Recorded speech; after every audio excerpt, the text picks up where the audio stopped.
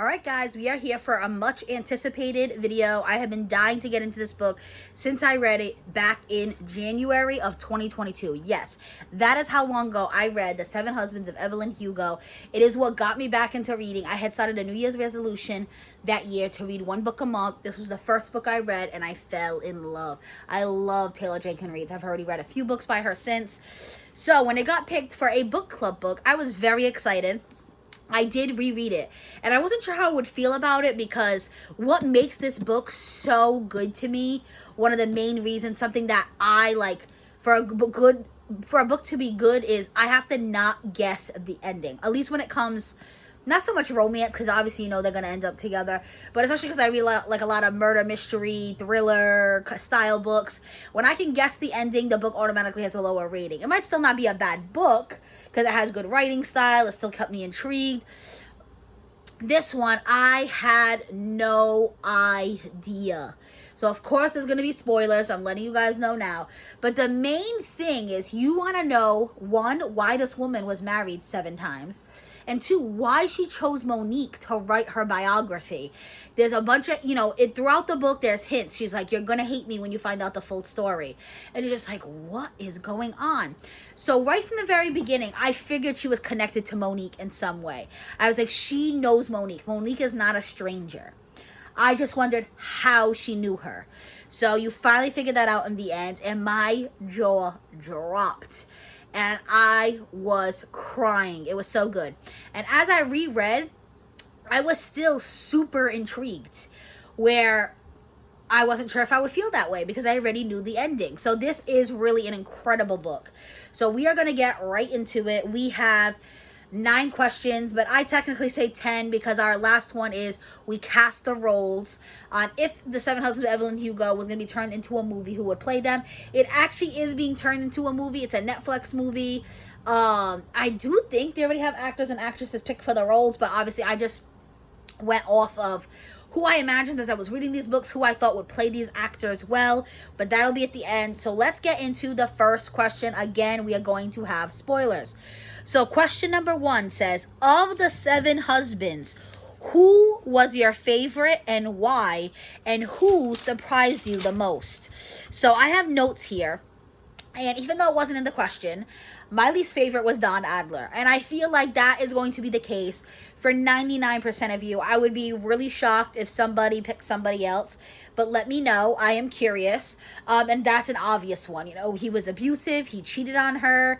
He just was not a good guy. And it truly made my heart break for Evelyn because she truly, truly loved him. And she didn't deserve what was happening to her. But the question says, who is your favorite and who surprised you the most? Let me double check that I read that question correctly. Yeah, of the 7 husbands, who is your favorite and why? Who surprised you the most? My favorite, and again, I feel like this is going to be for most people, is definitely Harry Cameron. And that is for many reasons. One, they were friends before they were married. So they already knew each other. They already loved each other. And they truly say that. They truly loved one another. They saw each other as soulmates. They weren't a traditional husband and wife because they did love each other in a different way. But they truly, truly loved one another and were truly, truly soulmates. And I truly believe that. I know I said truly a million times. So I'm just trying to get my point across. And he was very protective of Evelyn. Even before their wedding, they had an amazing friendship. I absolutely loved Harry Cameron. You guys are going to have to let me know who your favorite husband was and least favorite. And then the one that surprised me the most was Max Gerard. He's probably my second least favorite husband because he also cheated on her. You find that out. And then he wasn't abusive, but he didn't love Evelyn the way she deserved. He saw her more as an object than a person. He was, I'm married to Evelyn Hugo. It wasn't, I'm married to Evelyn. You know what I mean? It was about her being a trophy on his arm. But the reason it surprised me is I just didn't expect it because they worked together for so long. She already knew him previously, decades previously. They had been on 2 or 3 movies together. So I was just like, why suddenly he was a romantic interest, And what also surprised me is how forthcoming he was, because she was a married woman at the time. She was married to Harry Cameron.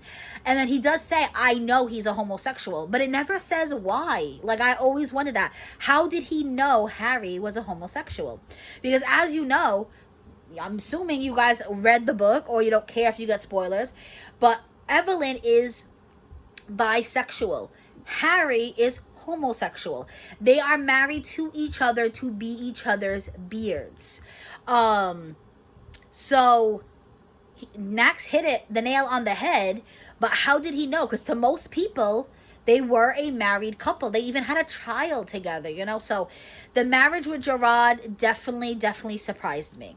So least favorite, Don Adler. Favorite, Harry Cameron. The one that surprised me, Max Gerard. So number 2, I kind of have a lengthy answer. Like I said, I really wanted to dive into this book. I took notes, guys. Like, I have this notebook in front of me. But question number 2 was, let's get to my questions over here. I got to flip the page. Monique notes that hearing Evelyn Hugo's life story has inspired her to carry herself differently than she would have before. In what ways does Monique grow over the course of the novel? So I'm going to read you guys what I wrote. I think it's a very thought out, thorough answer. I literally went back into all my notes. And it said, by the end of the novel, Monique admits she wouldn't have divorced her husband without Evelyn Hugo or stood up to Frankie. She compares her marriage to David to Evelyn's marriage to Don. Evelyn wasn't heartbroken when Don left. It was just that the marriage failed. Monique realized that that was her situation with David. She wasn't heartbroken. She was reeling because her marriage failed. She picked the wrong man. She entered the wrong marriage. She hadn't yet opened her heart enough to let someone in that much. She realized that her issue was her own confidence. The root to most of her problems is that she needs to be secure enough in who she is and to tell anyone who doesn't like it to go fuck themselves. She has spent too much time settling. So she settled for David. And it wasn't until Evelyn starts talking about her marriage with Don that she realized it. She realized it wasn't that she missed David. It wasn't that she even loved David. She was upset just because she felt like she failed. And she talks about here about how she never felt secure enough in who she was. And I think a lot of that has to do with one, just a confidence level, which Evelyn helps her with dearly. But 2, she is mixed. Monique is half black, half white. Her father is a black man, her mother is a white woman. And she has always struggled with her identity being mixed. She was never black enough for black people. She was never white enough for white people. So I feel like, and even like she talks about, she was happy she married David because he was white. She never had to worry about not being black enough. She was happy that she found herself more attractive than David. She never had to worry about like David looking at somebody else. And then she started comparing these things to Evelyn's life. And Evelyn, who was considered one of the most beautiful women in the world, was cheated on by Max Gerard and Don Adler. So you being attractive doesn't change anything. You can still be cheated on. You can still be treated like, poo. So Evelyn opened up her eyes to a lot of things. She realized how much she settled in her marriage. And then even at so this is at the end of the novel, but even at the very beginning of the novel, when she is working with Evelyn, she already instilled some confidence in her. Because she has to tell her boss that Evelyn isn't doing an article with Vivant, but wants Monique to write a book of her life. So Monique uses that to get a raise and a promotion. Because at the very beginning, Evelyn said that she has to insist on being paid top dollar for the book. So she thinks about that, about how Evelyn told her to ask for top dollar. She takes that advice and she runs with it. And she tells Frankie, if you want this Vivant exclusive, that I need a raise and a promotion because Evelyn is only really willing to work with me. So to get that promotion and raise, Monique also needed to get Evelyn to agree to a photo shoot. That is what Frankie told her. She said, yes, I'll give you the promotion, I'll give you the raise, but you need to get Evelyn to do a photo shoot for us. So she uses her leverage to get Evelyn to agree to the photo shoot. The leverage is she knows Evelyn needs her. She doesn't know why yet, but she knows she wouldn't be there unless that were true. Monique knows she has value to her, and she decides to use it, just like Evelyn would have used it. So Evelyn is definitely rubbing off on her, even from the very, very beginning. She changes Monique a lot. And she even, if you read at the very end, her little expert that goes in Vivant about her book, she even says how those last, like, weeks with Evelyn, like, truly changed her life. I think Evelyn is just such a strong personality, but she's also, like, just tells it as it is, and she just tells people what she deserves, and you like, wow, why can't I do that? You know, what makes her different? You know what I mean? Yeah, of course, she's this famous woman who's apparently the most beautiful woman in the world, but she also started from nothing. You know, she came from Hell's Kitchen. She was poor, she was abused, she, you know, and she was still able to do all these things and asked for what she believed was real. You guys see that right in her first interaction with Harry Cameron. Here she is on the set of Sunset Studios. She's not nobody right now, and she goes up to Harry and she says, I want that role. Like, and it's hard for that not to be contagious. Like, you see someone doing it and you're like, wow, I can do that too. So she definitely changed Monique a lot throughout the story. You see that from the very beginning and all the way to the end. So throughout the whole course of the novel. So now, number 3. As always happens when I talk a lot. Let's take a quick sip.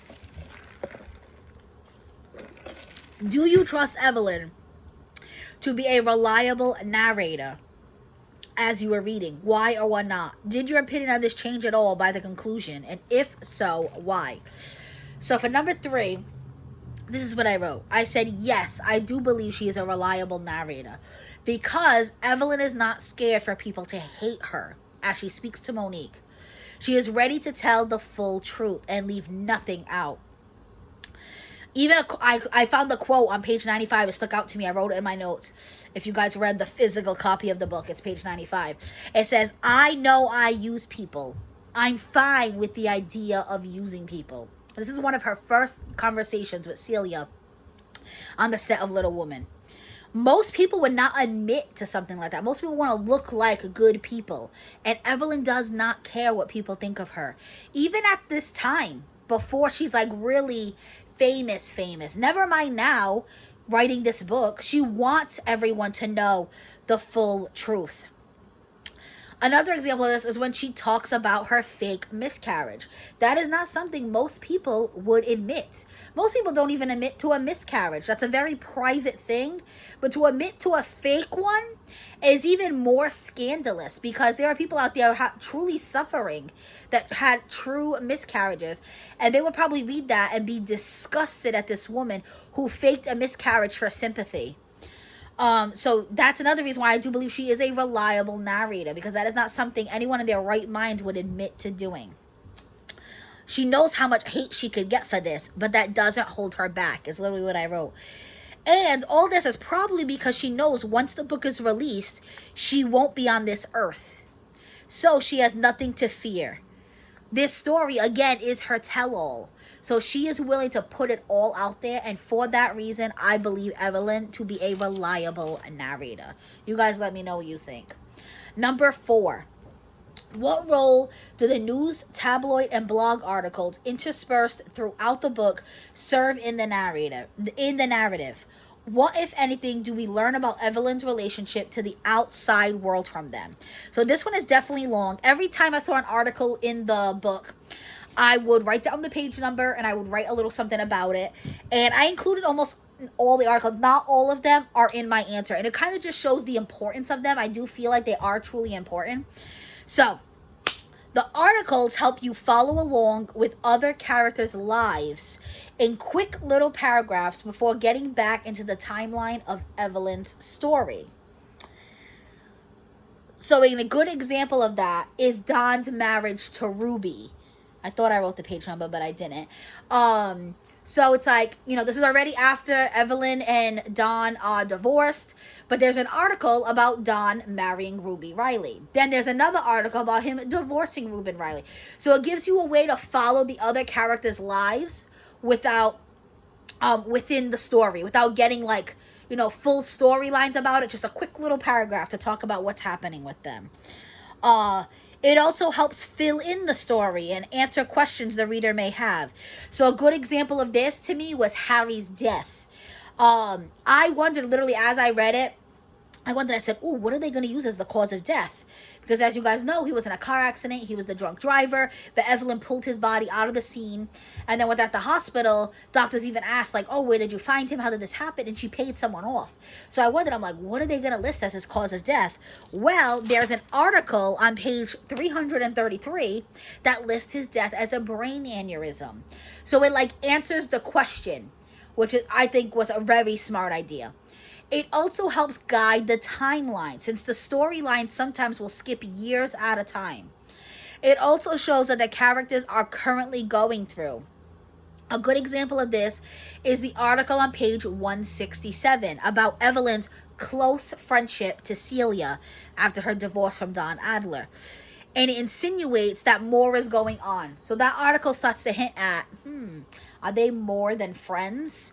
So because of this article, that's what leads Evelyn's marriage to Mike River. So it kind of shows how the articles are truly important. Like, look, it made her marry a whole husband. It gave, of the 7 husbands, she literally married someone because of this article. She wanted to prove, what? I am not more than friends with Celia St. James. I am a heterosexual woman, and I will now marry Mike River to prove it. So the articles definitely make a huge difference in the story. The article also shows what the public sees versus what the reality is, versus what we know as we read. So a good example of this one is page 139. It talks about Evelyn and Don's divorce and how Evelyn is jealous and catty. When reality, it's about Don being abusive and cheating. But that never makes it in the news articles. They make it seem like Evelyn is the problem. And it's not Evelyn. It's Don. Don is definitely the problem. No secret there that he's my least favorite husband. The articles also let us know what's happening in Celia's life when her and Evelyn are not together. So like page 202, Celia is engaged to John Braverman. Later, after Celia's divorce from John and the death of John, there is an article about Celia having a friendship with another actress named Joan Marker. That one's on page 275 if anyone's interested.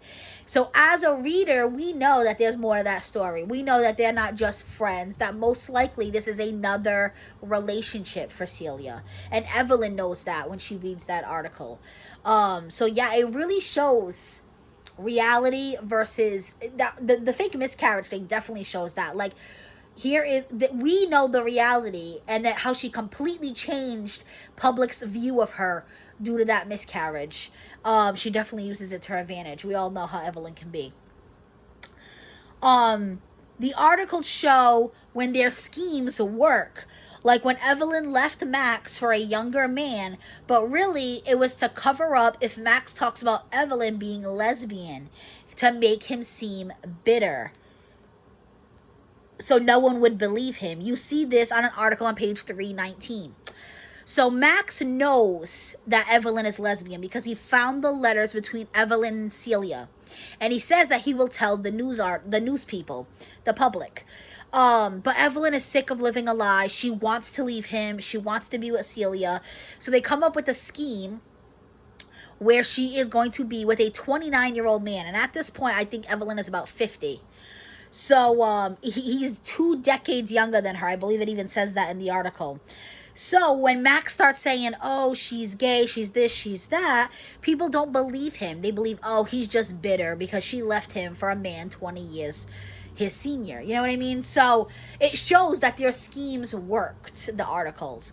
So basically, these articles can show some false information, but also sometimes really real information. Like, we know she wasn't really with that 29-year-old man. That was just to make it look like. We know that her marriage to Mike River was all like planned and coordinated, but other people don't know that. You know what I mean? It really shows like I said, the reality versus versus what the public thinks. But there is information in these articles that are actually extremely accurate that add to the story. So one of them is on page 334. There's an article about Connor, which is Evelyn's daughter, being caught in a threesome and doing drugs. And as you continue to read, you realize they are true. That is one of the reasons why Evelyn is considering moving to Spain, so Connor can start a new life somewhere. So the articles may definitely have false info, but they definitely can have true info. Page 342 has an article about Evelyn Hugo marries for the 7th time to Robert, which is Celia's brother. That is what public sees, but we know in a way that is the closest she could ever get to marrying Celia. And then you even see that in the next article. This is the last one I talk about.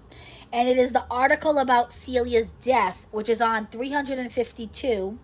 And it even says how her estate that is left behind will go to her brother and Evelyn. And that's the reason why they got married, her and Robert.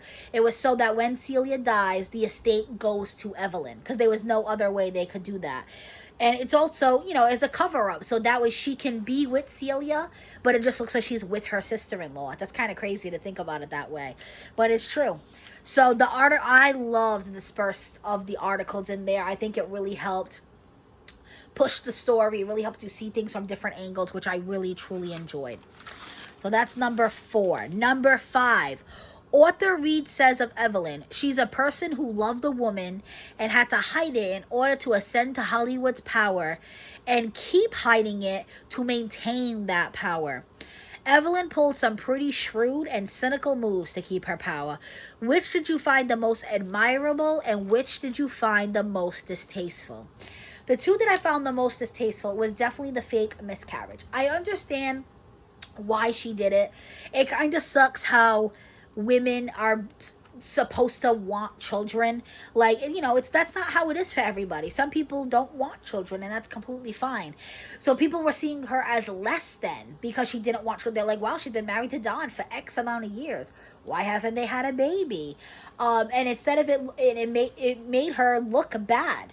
So that is why she fakes the miscarriage. So instead of her being seen as this bad person who didn't want kids, people are now sympathetic because they realize, they were like, oh, she had a miscarriage. Maybe she doesn't want to try again. Maybe she is scared to try again. Maybe she can't get pregnant again. And it's sad that she had to go to that point. I understand why she did it, but I do think it was distasteful. And then another thing was the whole thing she did with Mike River. He's a shitty person, so I don't really care about that.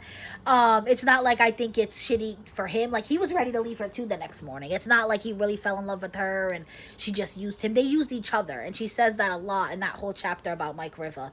It's funny that it's a whole husband and it's literally only one chapter, where the rest of the husbands definitely have more storyline, because that whole marriage was left in one night. But you can really see like how her brain works in that chapter. You can really see like, wow, she will do anything to hide her true self. Not her true self. She shows a lot of her true self. Just the fact that she is bisexual. She is willing to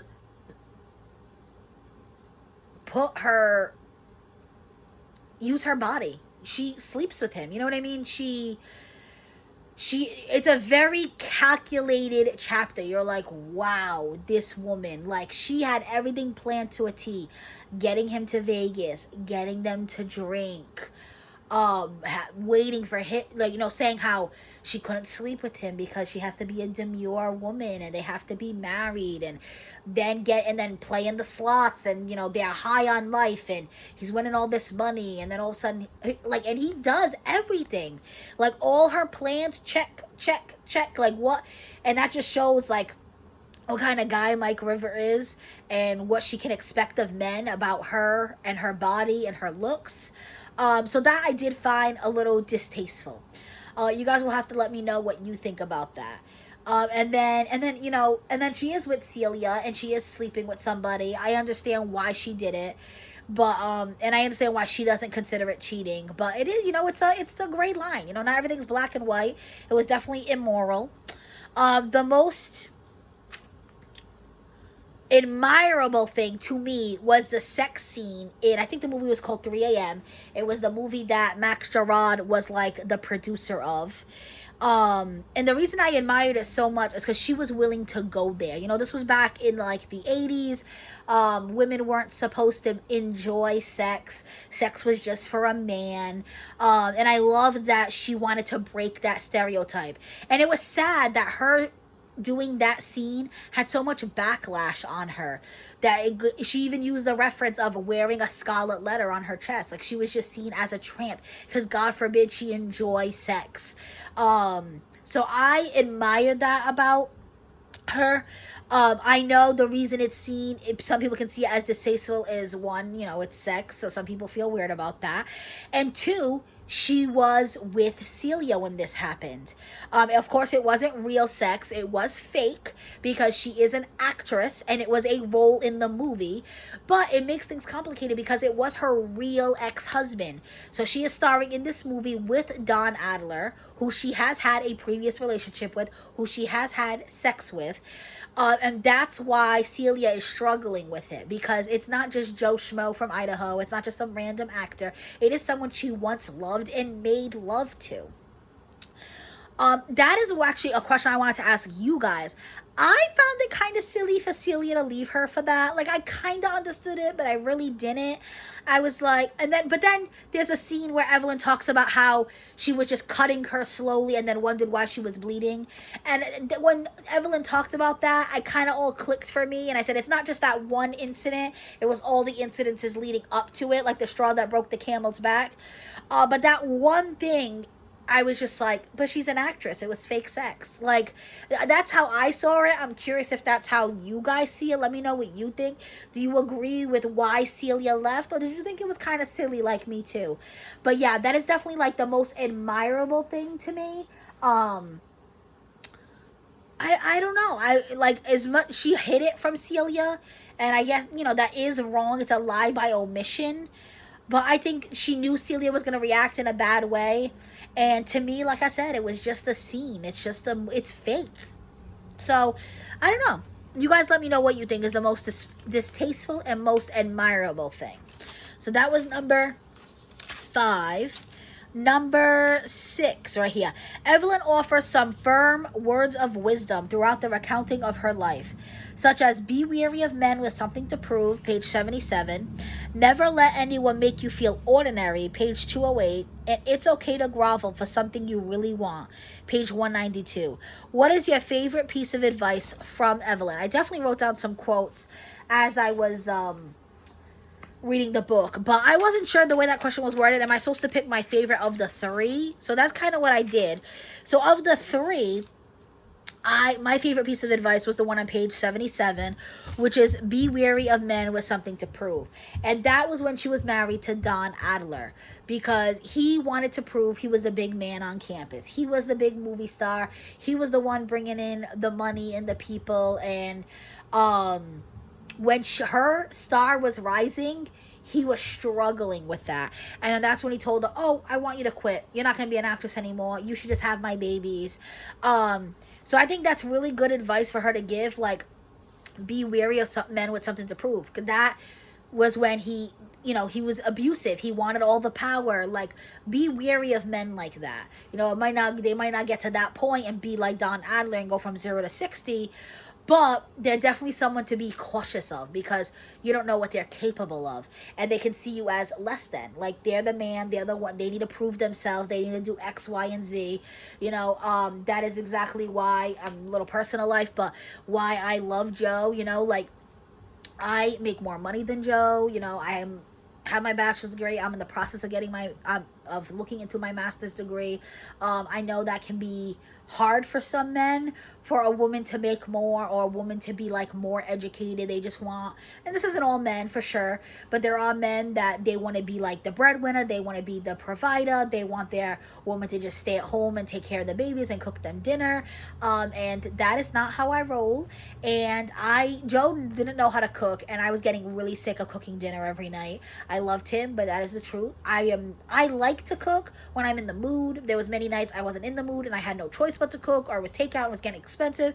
And that's when I started doing HelloFresh. This is not an ad, I wish it was, because it helped teach Joe how to cook, and now he cooks for me. And there are nights where I lay on the couch and he's cooking dinner, and he just came home from a hard day at work. He has a very physical job. My job may not be as physical, but it's a lot mentally, and its relationship is 50-50. So that's why that is my favorite piece of advice. Definitely be wary of men with something to prove, because what they are capable of is pretty sad.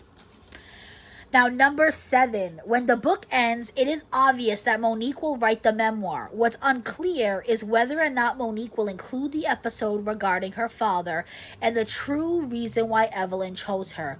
Will she or won't she?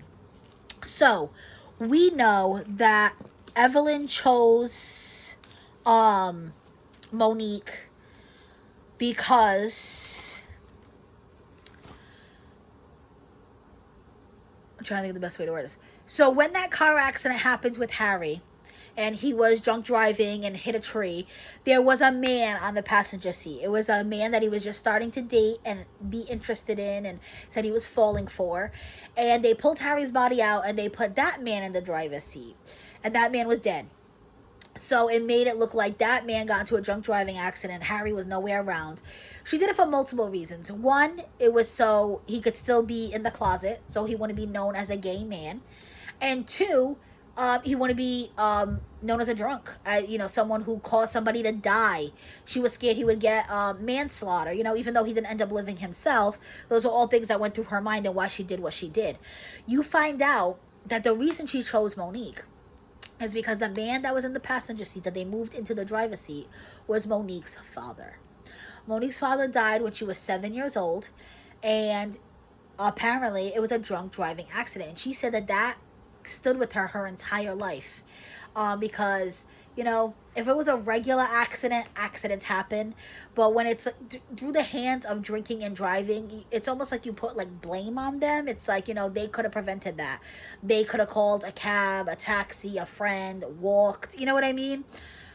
And so there's that whole side of it is you find out, wow, he wasn't a drunk driver. Somebody else actually killed him, not like, but somebody else caused his death. But then there's the whole side of it is, oh my God, my father is gay. So I think if it wasn't for her mother, if her mother was not in the picture, her mom was gone, I think Monique would tell the full story. I think the only reason she might not tell the full story is because of her mother. She may choose to protect her mom. That is a question that has been sitting with me since I read this book in January of 2022. I always wondered, is Monique going to tell the full story? And I still don't know the answer to that question. The mom is the outlier. I think if the mother 100% wasn't in the picture, she would do it. Because the mother's in the picture, that's why there's a question mark. Because she debates whether or not she should tell her mom. And me personally, I am the kind of person that I would want to know. I would want to know that my husband didn't die of a drunk driving accident, that my husband was actually secretly a gay man. I mean, he might have been bi, because he does talk about how he had a crush on, was it Evelyn Hugo? No, Celia St. James from some movie she was in. But in the letter, he talks about how he never loved his wife in that way. So I think he's a gay man. Either way, it's still something that he didn't tell her. Like I said, me personally, I would want to know. You guys let me know what you think of that situation. Cause I would want to, I don't even know, I can't even explain why I would want to know, but I would want to know. I'm someone, I very much appreciate the full truth, the full story, and then let me decide from there what I want to do with that information. You know what I mean? So that one is still a question mark. I think it's a maybe because of her mom, but without her mom, it would definitely be in this. I think she would tell the full story. You guys tell me what you think. Number 8, what do you think of Evelyn Hugo? Do you admire or disapprove of her behavior? Why? I admire her. I truly do. I see her as this scrappy young woman who struggled throughout her childhood and did what she had to do to take care of herself and her family throughout her life. Did she do things that were distasteful? 100%. Like I said, the whole thing with Mike River, the whole thing of faking a miscarriage. But I understand why she did it. I know, and then, I understand why she had to hide about her being gay. It's sad that we live in that kind of world, even now in 2023, sadly. We have to hide parts of ourselves. But at the end of the day, I love Evelyn Hugo's character. I cannot wait to see this movie. I want to see how this woman portrays her. The actress, I mean, and I really want to see this in picture in front of me. I think this is an incredible story. I love the storyline. I loved following from when she was like 16 all the way down to when she was like 80, and each husband. I even like down to the end where she has breast cancer. She knows she's gonna die, and the fact that she chooses to end her own life, like I admire her. I just, I don't think that's something I could ever do. But then again, in the moment, who knows? But she wants to have control. So she's going to do what she needs to do. And I admire that in a person. I think we all need to be a little bit more like that. Sometimes I wish I could be a little bit more like that. So maybe that's why I admire her. But you guys let me know. Do you admire Evelyn Hugo? Do you disapprove of her? But I definitely admire her. Number 9, if you could meet and interview one celebrity at the end of their life, who would it be and what would you ask them? So the celebrity I would do has already passed. But I would love to meet and interview, if I could have, Betty White. I loved Betty White. I cried so much when she died. I have never cried at the death of a celebrity, and I cried for Betty White. I loved the Golden Girls. She seemed like such a sweet, amazing woman. I know she never had kids. I know she loved animals. I would love to know more about that. Would she be willing to tell me everything? I don't know. Like, I'm curious, did she try for kids and she just couldn't have kids? Did she decide she never wanted kids? She had a very long acting career, which is someone that, reminds me of Evelyn Hugo. Because she started from very, very young to when she was almost till her death. Like, she was in The Proposal and she was like 90, I think, or something like that. So I think she would have a fascinating story to tell, and I would have loved to interview Betty White. And that's the things I would kind of ask her. Did she choose to not to have kids? Was she trying to have kids? What's the most favorite thing she's ever been in, the least favorite thing she's ever been in? I would definitely try to get some gossip on the Golden Girls, like who was her favorite or least favorite, how she felt about their deaths, things behind the scenes. But yeah, it would definitely be Betty White for me. You guys let me know. That's definitely a good question. I would love to know, like, who you guys would interview. And then number 10 is cast your role. So let me grab my phone. This is definitely a longer one, guys. I hope you're appreciating it. Younger Evelyn Hugo. I thought of one person instantly. And I think the reason I thought of her is because I was watching a TV show as I was reading this book. And the TV show was Marvelous Mrs. Maisel. You may know who that is. I mean, what show that is. And the one who plays Marvelous Mrs. Maisel, her name is Rachel Brosnahan. And I thought of her to play young Evelyn Hugo. One, I think she really fits the role because, Evelyn Hugo is Cuban. Not that this woman is Cuban, but she's naturally like a brunette. She has darker hair, brown eyes, and then as she becomes Evelyn Hugo, she is a blonde, and she stays a blonde for the rest of her life.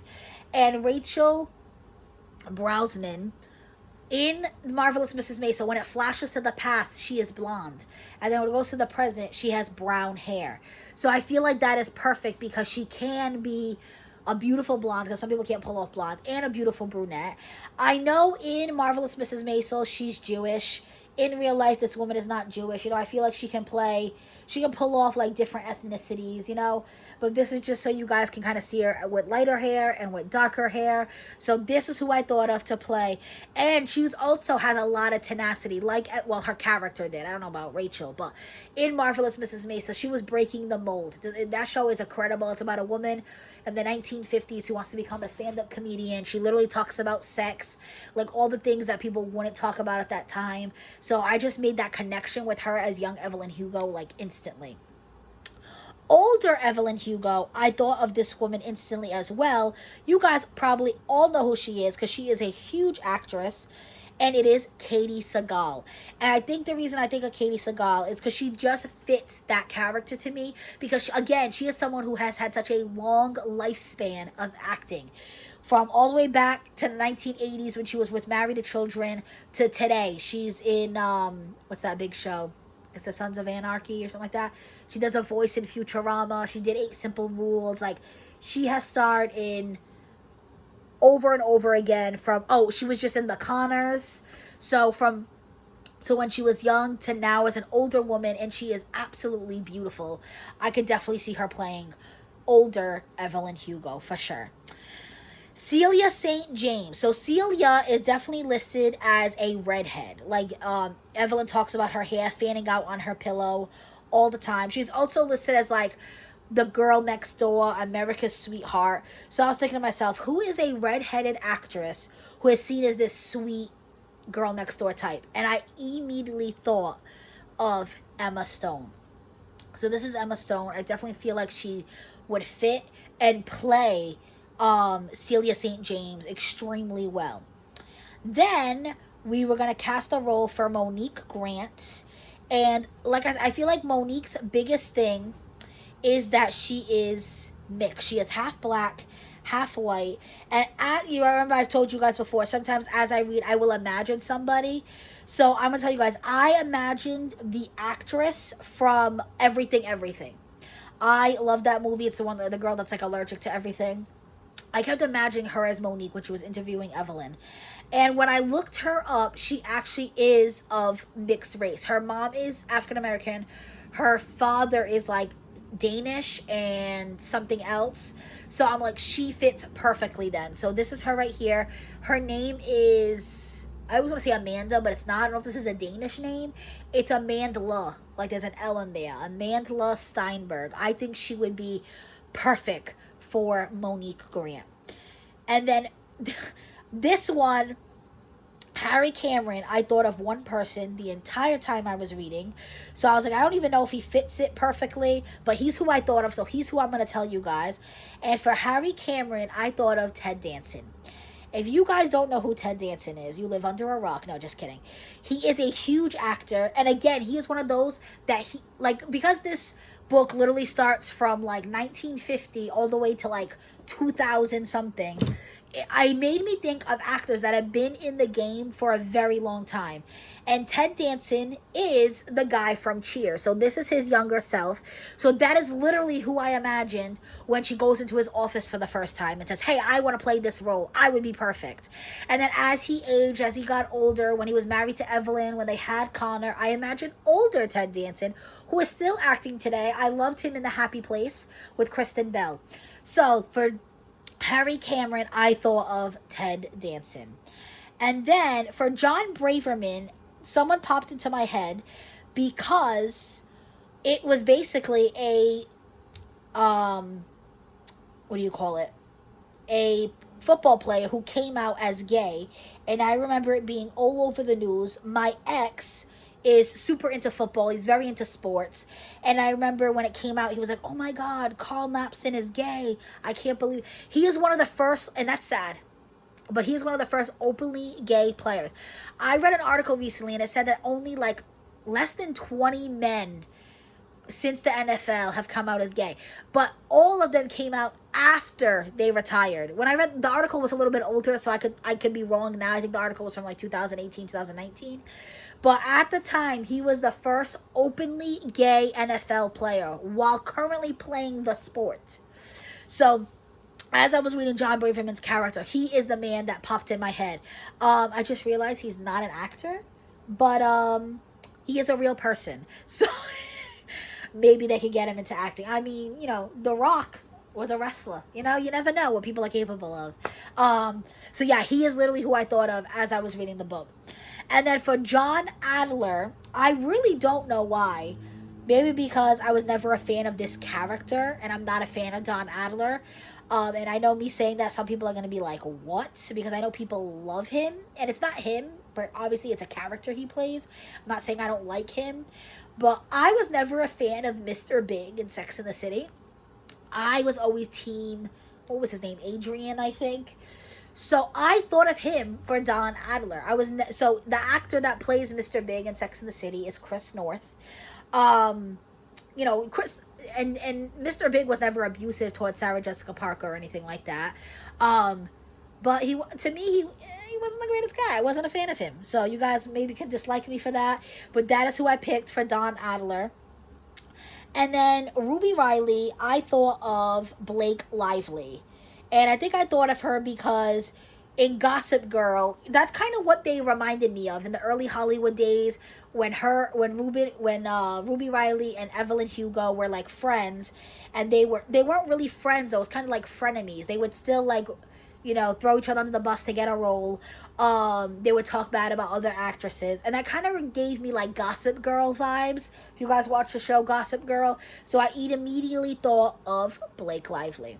So that is who I thought of to cast the roles for the 7 Husbands of Evelyn Hugo.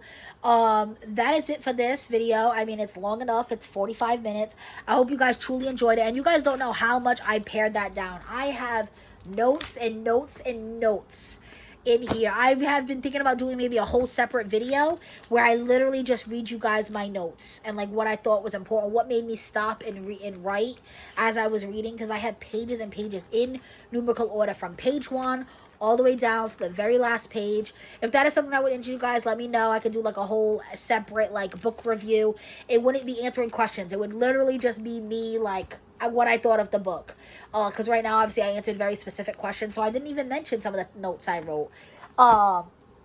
But yeah, let me know if that interests you. I can definitely do it. Let me know if you guys enjoyed this book as much as I did, especially for a second reading. I did not think I would enjoy it as much as I did, and I absolutely love it. This book is absolutely incredible. I think Taylor Jenkins Reid is an amazing author.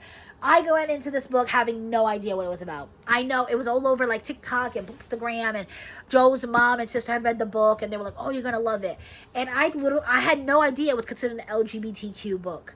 So my first shock was already like, oh my God, she's with Celia? No wonder she had 7 husbands. Like, so so if you say it's an LGBT book, you can probably figure it out. To me, I think that's why I loved it even more, because I had no idea. I went into this like completely blind. I had no idea what this book was about, and it was absolutely incredible. And now I'm reading the back, and it says, Evelyn Hugo was a glamorous idol you can admire, but she's also the relentless fighter you aspire to be. So yeah, I definitely admire her. I'm really curious what you guys think of her. Do you admire, do you just not admire her?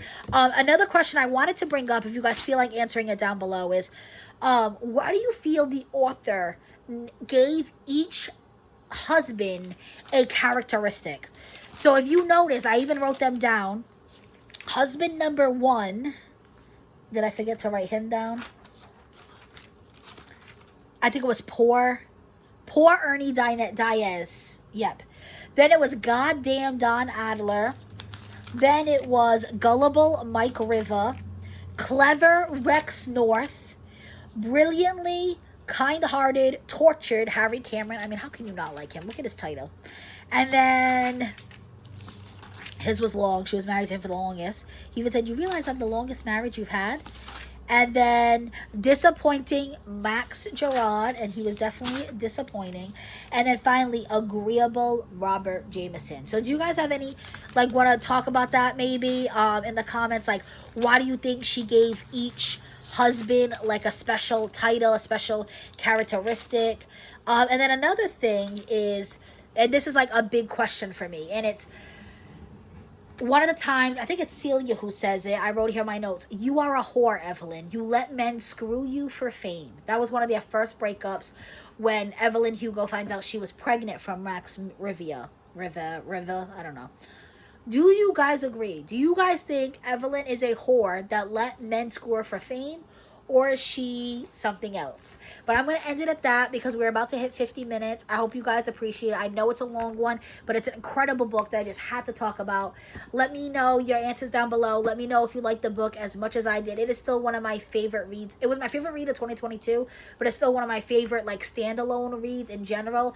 I have loved series since. You guys know I loved One of Us is Lying, One of Us is Next. I love the Good Girl series. But for standalone books, this is still one of my top fives. I have even given this book as gifts twice to readers because I love this book so much.